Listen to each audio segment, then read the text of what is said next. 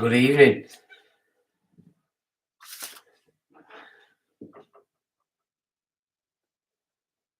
Hello, hello.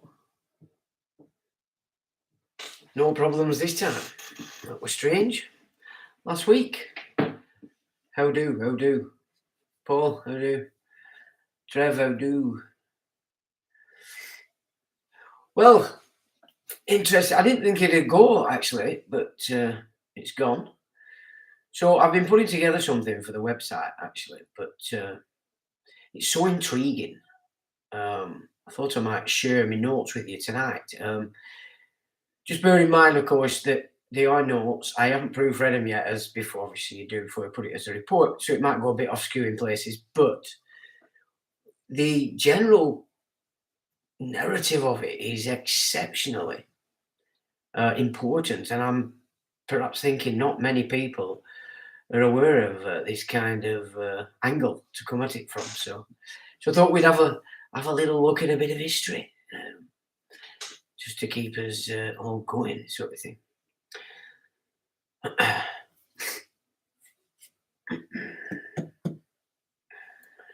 Let's let a few get in, and then we'll crack on. New surroundings. He's alive. Oh, I'm alive. Yeah. I'm hard to kill. Mind you, I'm a bit worried about these towers just slapping up everywhere. What do you think? I'm not comfortable with it at all. I'm really thinking there's something more. But going back to actually at the beginning of all this, when it first started, and I think February, March, and April, I just went crazy at it and pulled together as much as I could. And then pretty much, with the exception of the graphic, I didn't really have to go back to it because I'd already covered it.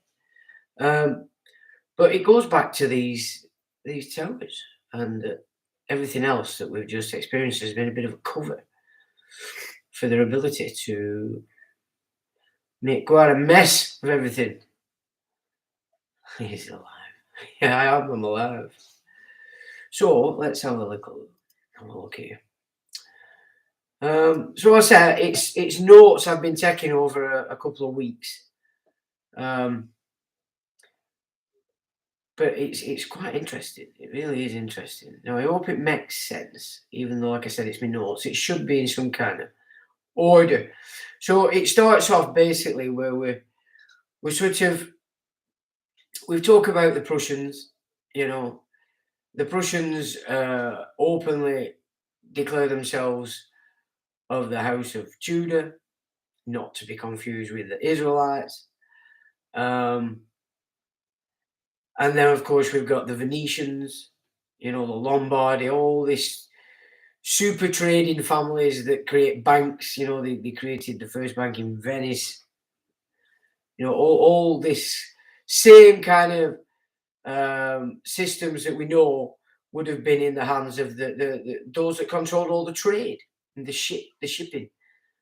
So this is rather interesting. I don't know how it's going to run out, like I said, because it is notes, but it should run in some form of chronology. However, it begins by giving us a bit of an intro. So I've put down, it says, Herodotus tells us that the Spartans entered the Peloponnese lands from Egypt. So the Peloponnese lands are what we class as the Aegean, Greek areas. So the Spartans claim to have come from Egypt. Okay, might not sound important, but it is. They were renowned for following the new moons, which is also a known Israelite practice, and also had their own oracle system, as was already taking root in Athens itself. And we've talked about that. And it says we may note that Socrates and his followers, including and perhaps especially Plato, set themselves against it, while undermining all that would surely follow should the system not be removed from Athens and Greece as a whole. The direct dialectic on democracy is very apt for our time today and came as a part of Socrates' work. So, of course, we learn, if you study the Greek, that tyranny follows democracy. It can be no other way. And basically, you can pull it down to the fact that once you give individuals power or offices, then those offices obviously coveted by those that want power. And so you do your secret societies, basically. And so they were warning us then that, by default, tyranny follows democracy. So we can say with some authority that what overtook the Hellenistic culture was the Middle Egyptian religious structure that had been formulated by those tied to Abraham, and not, as academia encourages to see, from Egypt itself. Because you've Upper and Lower Egypt, and then you've got the basin in the middle, and that's where Abraham came, and they stayed, took on the Egyptian. Although that's not very important in this body of data, the Abraham sort of connection, it's not really important. There's also not to forget the fact that not all Hebrews were Israelites, yet the scorn poured down by their own God upon them as curses, and it's a narrative that fills the biblical scriptural tradition has been messaged or massaged to include all that can be classed as Hebrew to become entangled with the Israelites. So I think what I'm trying to say there, which badly, because I've just read, is not all those that are classed as Hebrew or wherever necessarily Israelites.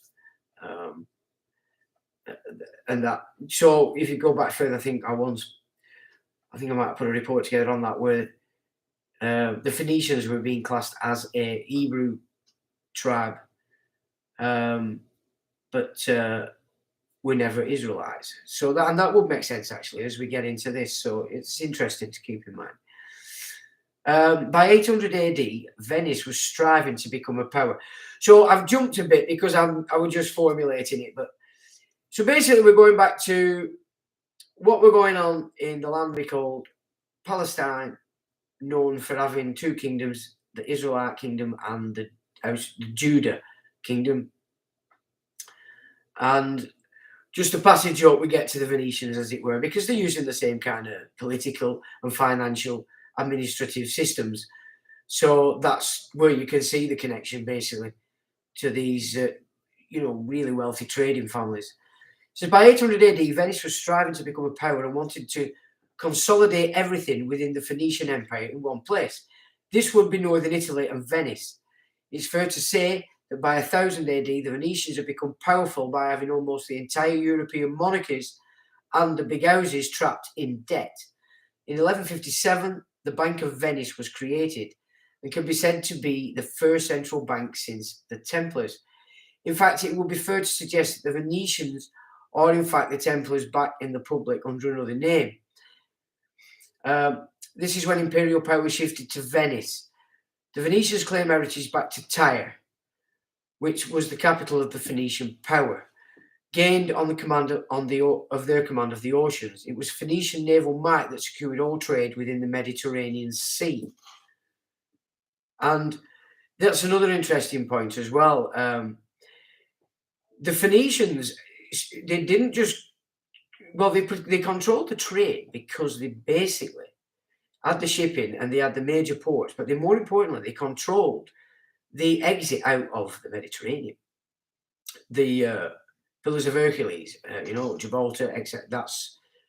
So they wouldn't let any of the European empires come outside of the Mediterranean. And that's interesting because it also gives origin to who and why the idea of a flat earth was first pushed.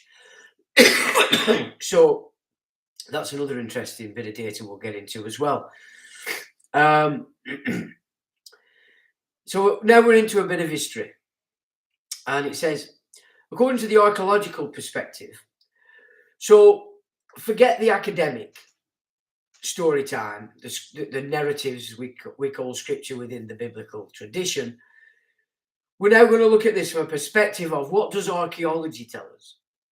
Yeah, we've read the narratives. Everybody's aware of these crazy narratives that just some of them don't make sense.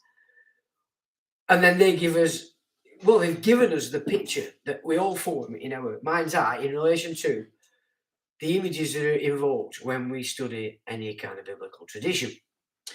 And that is what's been formed. And that, as I've said before, is a loop. It's the figure 8, the serpent chasing its tail, that you're trapped. they've trapped you in a loop, as it were.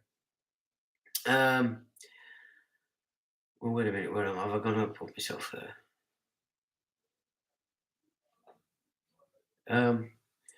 I've lost my train of thought there. Right, so that's what I was saying. So we're going to come in this from an archaeological. So what the archaeology actually tells us, okay, which is pretty much a hell of a lot more trustworthy than the narratives that have been pumped out for 2 millennia, let's say, and more. He says history, according to the archaeological perspective, what we know as the Hebrew language is in fact Canaanite. So the origin of the Hebrew language is Canaanite, which is odd because the Canaanites are the ultimate uber enemy of the house of Judah, along with Edom, which again, we can start to understand this from a different perspective as we push through this as to why all that is so important in and being carried through as a narrative and then still carried on today by everybody, putting us all living in thousands of years ago, basically. Is it any wonder we devolve? Many of the biblical narratives as relate to Israel and the tribes of Judah and Benjamin, which were separate kingdoms, so that Israel and Judah, which incorporated quite a lot of what they class themselves as Benjamin. So I'm saying basically that there's a distinction between Israel, which was made up of 10 tribes, and Judah, which was the southern kingdom, but a lesser kingdom. Back in the day, when you look at the Egyptian information, any Phoenician writings in relation to those times, it's pretty clear that Israel was the supreme power in the Levant, and not Judah, as much as we've been taught to the opposite.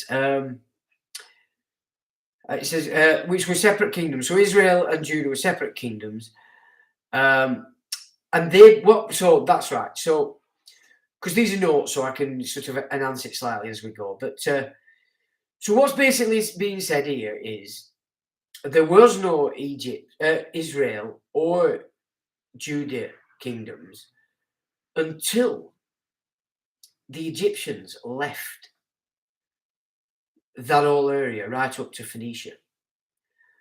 So Egypt were controlling what we class as the Middle East for centuries. Now, interestingly, the Bible doesn't actually reference that at all. The only reference you're getting is when it's talking about the Exodus. But again, that's the narrative. That's what's been formulated on the back of real historical sort of stuff. So that's quite interesting. So where was I here? So what it's basically saying that they weren't born or birthed until Egypt completely left that area as the Bronze Age administrative systems, financial and otherwise, collapsed. Which again, you don't get that sort of idea when you're reading the biblical narrative as to when these places started, as it were, because they are back to Solomon, David, all this kind of stuff. But in reality, this, as we understand it, didn't actually take place until Egypt left. So there was a vacuum, and then this began. So now also at that time, the sea peoples have been pouring into that area, which history classes as Egypt. So you automatically think you're talking about the heart of Egypt, but when Egypt is warring with the sea peoples, it's in the Levant or Palestine or the Middle East. So that the Egyptians were warring with these sea peoples. But when they left, the sea peoples continued to come in, but there's then no archaeology to suggest there was any violence. So they weren't violent incursions. And also that the Canaanites, whose land it was, weren't actually opposing them with violence either. So that I thought was very interesting as well. So basically that whatever happened after Egypt left was basically a sort of amalgamation of many different cultures, yet these cultures appear to already know each other to some degree as well. So that's quite interesting. It says, interestingly, Tyre, which is now in Lebanon, the home of the Philistines, which again, the Philistines are also pretty much classed as being the Phoenicians, which again, I thought was rather interesting. And that they didn't suffer the influx of the peoples from Cyprus and parts of the Aegean. So the influx of these sea peoples would appear to be Cypriots and also what we know as Greece today, the Aegean. So it was, and it wasn't just influx. It wasn't influxes of warriors. It were influxes of peoples. So they were moving en masse. Said to be down to the collapse of the Bronze Age systems, your finance, the politicals, etc., the trade, the commerce, which is probably the most important. The old archaeological industry as a default, so this is like up to mid 20th century, presented discoveries. So all the discoveries, they sort of presented them and afforded them to the stars of the biblical narrative. So they made them fit. It says such finds would then be transferred to biblical patriarchs such as David today. However, archaeology shows a clear and huge disparity between the times of the patriarchs to the actual finds themselves. In essence, the archaeology does not synchronize with the biblical script in a chronological order. So something's been going on here that the Old Testament has been scripted in a specific way to create a story, and not by any means the correct story. And again, we'll get into that here, because this is very important stuff, and this is scientifically based. I'm talking about archaeological. We're not talking about the pseudoscience that's pumping out everywhere. But this is basically where archaeology is at with what we know as the Middle East. At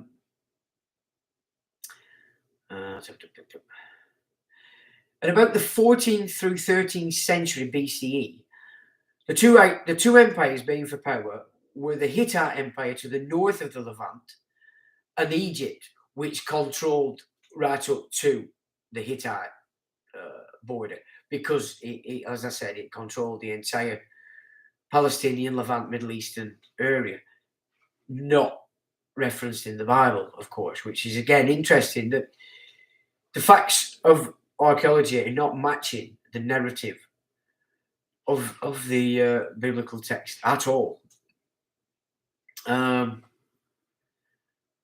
The evidence for this comes from many written and hieroglyphical remains from both Ugarit and Egypt itself, and yet the entire biblical tradition fails to acknowledge the fact.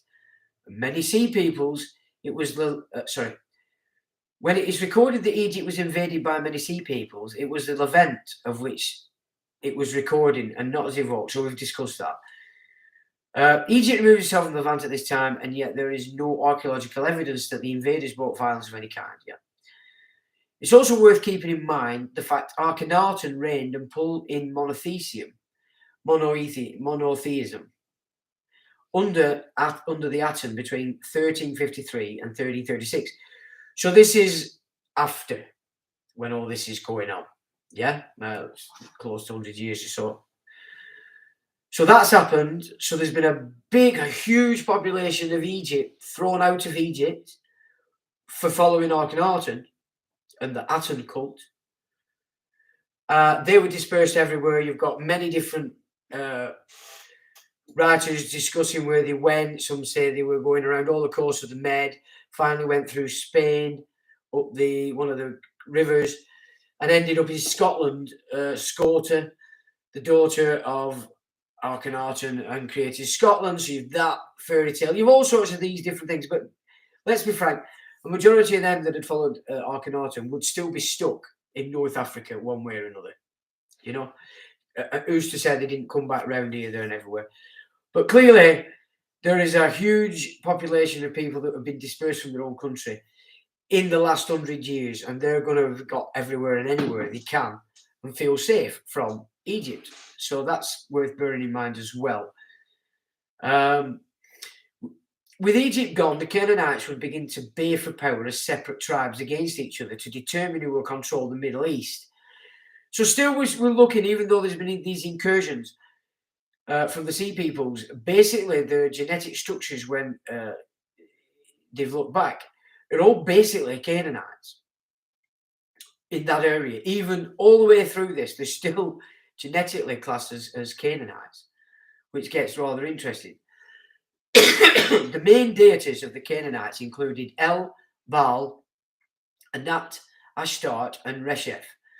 In 1209 BC, the first mention of the term Israel was found on Pharaoh Merneptah's stele in a brag at the places he conquered. It says, Israel is laid to waste and his seed is not. So that's the first mention of the word Israel, and that's 1209 BC. Yeah, so that's way over 100 years since Akhenaten's shindig. Okay, and Pharaoh Merneptah is bragging about laying waste Israel, and his seed is not. So again, the Aten cult, Isis Ra El, would that potentially be Akhenaten's new format? Okay, which for then Egypt to be bragging that they've gone back into the Levant, which is what they controlled for centuries, and laying waste to it, but more importantly, his seed is not in that area. Obviously, if this is what we're talking about, his seed did go on in other areas of the Med and whatever, but here ultimately this guy's giving out the brag that he laid it waste and his seed is not. So 1209 BC is the first mention of Israel. So I've said, could this reference to the clearing out of Akhenaten's heresy? I don't know this. I'm not making statements of fact. We're just exploring, because it's interesting when you start to study any particular subject matter. If you go off onto other tangents, it's quite surprising how things just shift and move. But ultimately, what this is going to show is that the narrative, which is what people of religion follow, they don't follow the doctrine as it's outlaid from the so-called source. They're all fixed and obsessing with the scripture, the battles, the wars, who's the greatest, who's got the biggest winkle, and all that kind of stuff. And that's what people of religion focus to, which is why they're fanatical, and the more they're following the narrative, the more fanatical they get, because obviously they're transferring or projecting their own insecurities, their own pains while they're alive here onto this shadow on the wall of the cave. That's pretty much what we're seeing, Let's have a look here. In the right, so we're getting into how Egyptian hieroglyphs operate. Okay, so when you've got a phrase in the pictorial hieroglyphic language, there's always a determinative prefix. So how would I best explain that? Because it's a long time since I did this kind of stuff. But it basically explains the next part of it, and that's how their language works. It's not just coming to me to give you a more of a precision thing, but that's how. So the Egyptian writings, to understand it, there's a prefix first, which will explain the following, as it were. So like, is it male or male? But that's just simplifying it. But I think you understand what I mean with that. It says in the determinative prefix, as with all Egyptian writing, Israel is described as not being a settled entity. Not a city, because that's right. The determinative would show city and then give it a name. So in this cartouche that we've just said, where he's bragging about it, it doesn't give a city. So it's not calling Israel a city. It's not calling it some settled place that's known and has been there for a long time. which again is interesting because the only thing that these people that call themselves Israelites and Judeans have in common is the fact that they don't believe they have a home. You know what I mean? They're uprooted. Blah blah blah. So it's even going on then, even when they were in the place called Israel. So it's not described as a settled entity, not a city, which suggests a bunch or a tribe of peoples not fixed and perhaps nomadic. So they could have been nomads. But one thing is people unable to mix, as it were. The place itself is also not specified outside the fact it was to be found in the land of the Canaanites. And of course, some of those existing on the land could have joined a group, which is suggested in the Merneptah Stela, which does not give any indication of the actual social structure of the people of Israel. It does indicate that Israel was a significant socio-ethnic entity that needed to be reckoned with. Thus, if not so much a power at the time of its defeat, they understood that it could become just that. So again, that could play into the potential Akhenaten's remnants.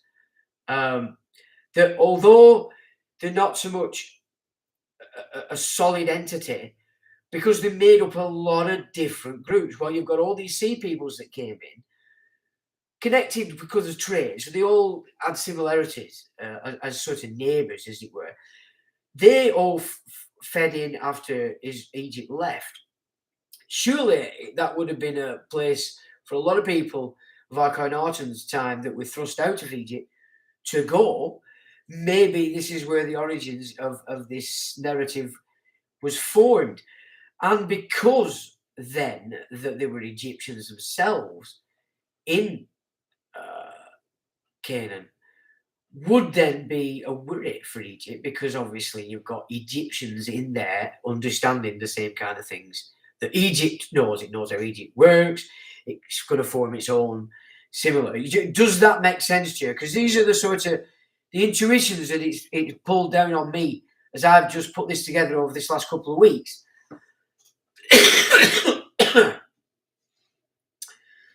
So not a fixed entity, yet a power that's going to have to be reckoned with, because it's socio-ethnic. It's got a lot of different people going on in there, so pulled together, that's quite an important potential for becoming a competitor. If it was so that we are speaking of Atenists, then it is no wonder that this tribal group are a peoples without a home, because the priesthood's home was in fact Egypt. So yeah, if the priesthood that was forming this Israel narrative were in fact Atenists from Egypt, then they're always going to feel like they've no home because they've been thrown out of it. And that could be the core reason why that's been the song forever. It's the victim kind of thing, which but can you see how carrying the narrative, the scripture, over into our time today isn't serving the problems that they had then, because they're past, and to drag them into our now is just, it's quite ridiculous. Now we have to deal with it in the sense that the biblical law system is what governs our the world. Not so much the earth, a man, but the world, which the graven image that man's took on is person. So right away then you're in the world. So that's by definition of studying the doctrine, not by following the narrative of the scripture, because that's not what they're about. They're about my gang and your gang and his gang and then what to the side of the hill. That's what that narrative is still pulling together, isn't it? So breakdown of that stealing, which we don't actually need to go into. That's just for the report on the website. So when I put that up, it might be worth. Not everybody can take this kind of info from a video. Sometimes it's far better, for me, always better if I'm looking at words and reading it. That's when I go in and then taking notes as well. That's how it cements for me enough to put it together. Now we're doing video, and then away I go and I'm on something else. You know what I'm saying? And that's pretty much how I do it. I just get stuck in and just present. And most of the time, I come up with some crazy stuff, but it's valid. It's valid stuff. And today we're in confusion. Nobody's going to deny that. So anything that's going to give us a bit of a leg up in upending the confusion has got to be a good thing, I do believe. So this is probably about outing this hidden hand, that's got control of everything, while claiming to be a part of everything that the rest of the world is a part of by default of the birth. Right. So at around 1200 BCE, the Bronze Age political system and commercial system collapsed. Egypt left Canaan. So 1200 BC, this is when Egypt left Canaan, because that's what it was called, Canaan. So it doesn't matter who were there, the land was known as Canaan, and that's to all ancient history, and that's another thing that's being omitted as a connection to who these people actually are. Around 1200 BC, blah, blah, blah, Egypt left Canaan and the Hittite Empire collapsed. Now, the Hittite Empire was at the north of what we call the Middle East. And then to the south, right up to its border, of course, was Egypt, because it had control of the land. So 1200 BC, Egypt leaves, the Hittite Empire collapsed, and the effect from that is the Mycenaean culture also, their empire collapses as well. So you've got a huge collapse in that area up to Greece, down to Egypt, across the Levant, up Phoenicia, etc. Although Phoenicia never seems to be affected, which is important, being the centre of all this trade anyway. And of course, being claimants to be in the house of Judah would ensure they're always holding the sceptre. So maybe they created this collapse for nefarious reasons that we've not touched on at all yet, or perhaps come across any data that might suggest so. But again, it's bloody interesting. Let's have a look. Okay, so they left Canaan and they have arms collapse. Mycenaean culture collapsed, leading to many once fertile areas and cities being destroyed or abandoned. So from within that trading block, many of what were vibrant cities, vibrant trade routes, either collapsed completely or were abandoned. So it was a complete change and a mix-up of everything at 1200 BCE in the Middle East. Now we move to 3 centuries forward from the Egypt leaving and the collapse. So 3 more centuries back, so we're taking up to the 9th and 8th centuries BCE. You can remember we're BCE, so we're counting backwards. I know it can get confusing sometimes. So 300 years after Egypt left, it's had 300 years to do its own thing. The Canaan has had all 300 years. That's a long time, you know what I'm saying? To do its own thing. And what we know as the Southern Levant changed significantly, because all of a sudden there is mapped and existing the kingdom of Israel to the north, and to the south, the tribe of Judah, the kingdom of the tribe of Judah. Okay? Distinct kingdoms. And we might explore, potentially why that might be. Now, in the writings of that time, so 8th and 9th centuries BCE, it's very clear that Israel is the superior power that the rest of the area is dealing with, and that Judah is just its own little thing, but it's nothing like the power of Israel. Nothing. Not even close. It's Israel. Now that's important again, because the entire biblical tradition inverts that. Okay, the entire biblical tradition puts up Judah as the superior and ordained. This is the thing, ordained of Yahweh in this whole narrative. So keep that in mind as well.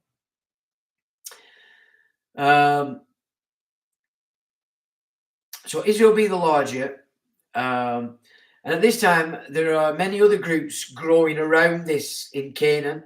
So we're focused to Israel, Judah, but there are many other kingdoms and groups and things forming all over the show in that particular area. But the biblical narrative just focuses to that and then inverts it. So other territories are growing, such as Edom,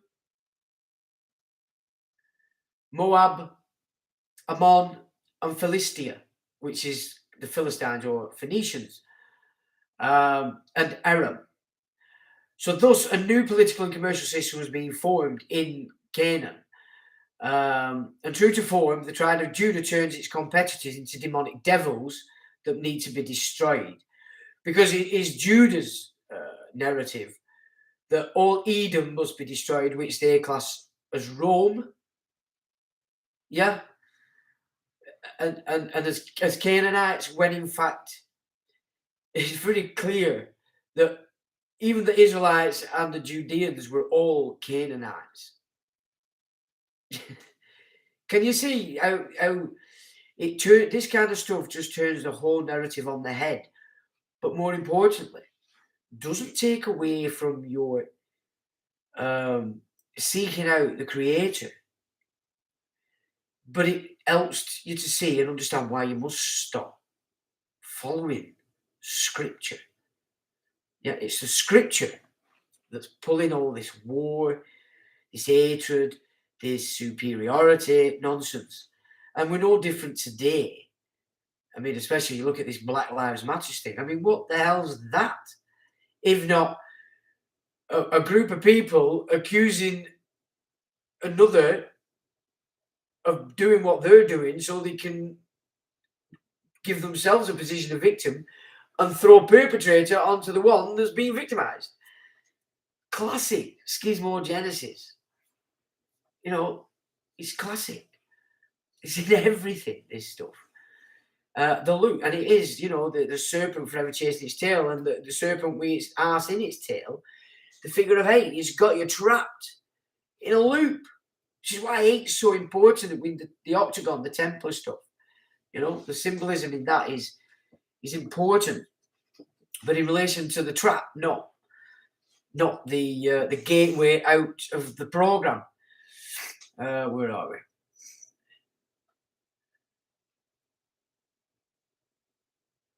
So at this time as well, 8th, 9th centuries, Phoenicia, as was the case through the times of invasion of the Sea Peoples, remains intact and holding its power to the north.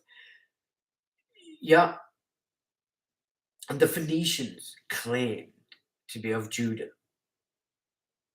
So maybe the Judean kingdom was actually a front for the Phoenicians up there claiming to be separate, as coming in as Philistines when they formed Philistia, because that's to the southwestern end of the Judah kingdom, but actually goes up to the side of it as well, because not at the bottom of the Judah kingdom actually went to the ocean. So that again is just an interesting twist as to why they've pulled all these people in as devils and evil that have to be annihilated because God said.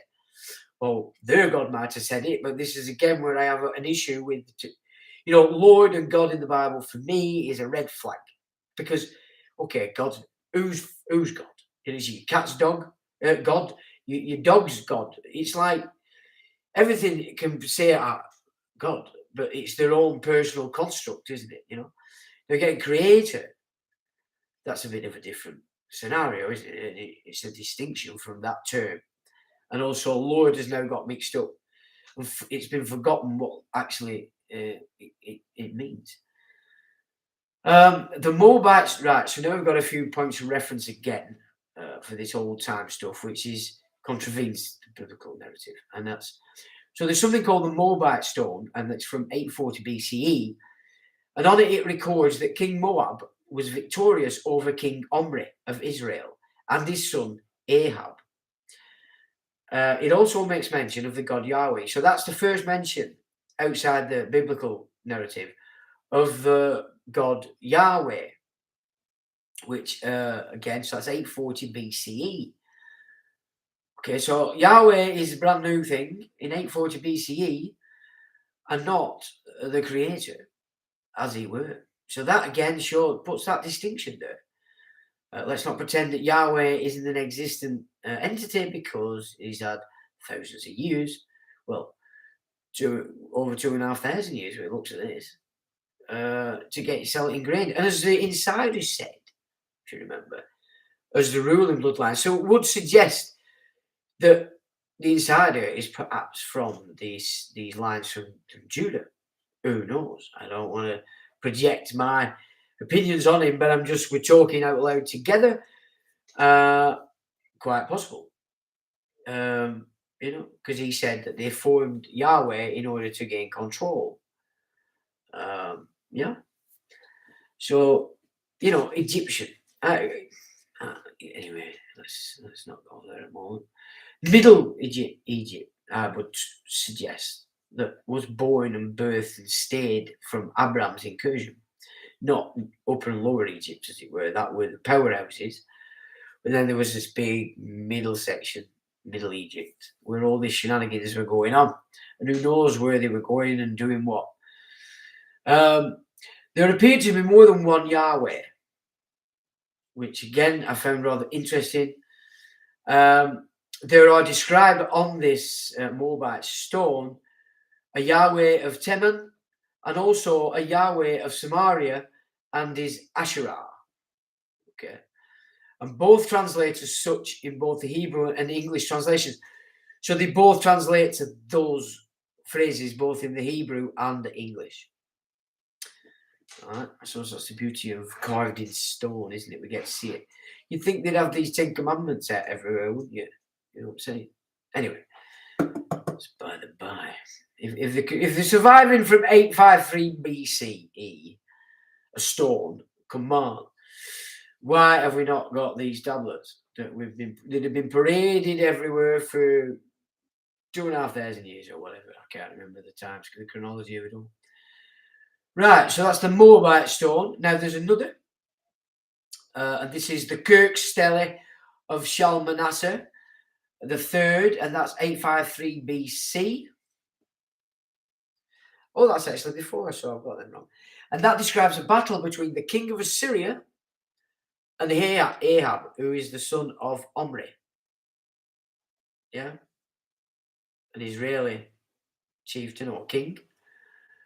And he did that with 2,000 chariots at Qarqar. So that's another in stone mention of Israel, Ahab, and in this particular case, again, they've been defeated.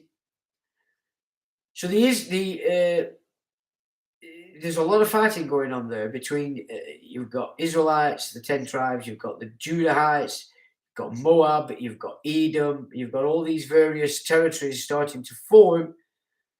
And by the looks of it, they're all scrapping like hell and then carving it in stone so everybody can pick it up. And my gang's bigger than your gang. The Black Obelisk describes that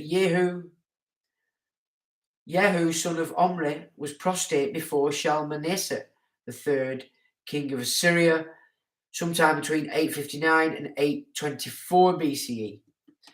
So there's a big battle going on between these, Assyrians, all these people, and the Israelites. And the Israelites don't seem to be doing very well at that stage. Probably because they're not a settled movie.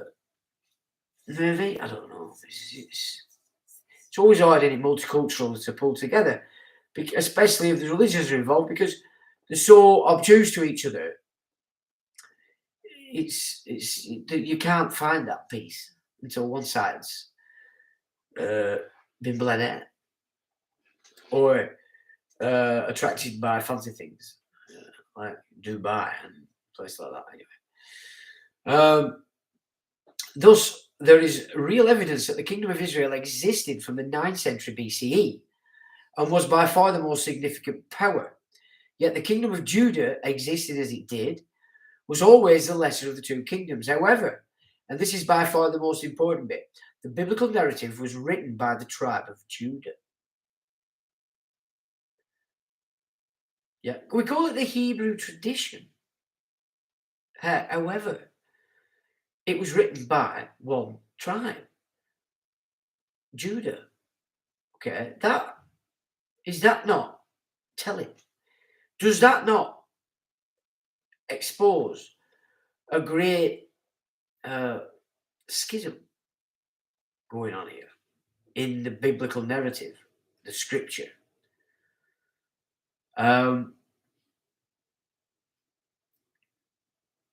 So it says the biblical narrative was written by the tribe of Judah and was, as one would expect, they positioned the kingdom of Judah as the God-ordained power, which has carried through to today. So naturally, if Judah created it, they're going to put themselves above Israel in contradiction to the actual writings of the day, which show that Israel was by far the most superior. And so the propaganda then of the Old Testament would be in putting Judah over and above the Israelite tribes. That's 10 of them.